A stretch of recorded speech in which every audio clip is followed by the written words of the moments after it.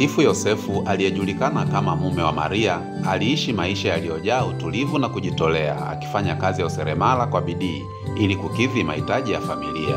Katika utulivu, Yosefu alimtunza Maria na mtoto Yesu, akitekeleza jukumu la mlinzi mwaminifu, kuhakikisha usalama na furaha yao katika mazingira ya unyenyekevu.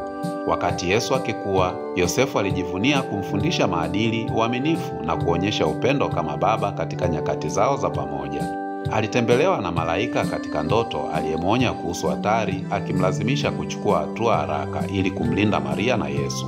Kwa azma isiyoyumba, Mtakatifu Yosefu aliongoza familia yake kutafuta usalama nchini Misri, akipita mandhari ngumu huku akihakikisha Maria na Yesu walijisikia salama.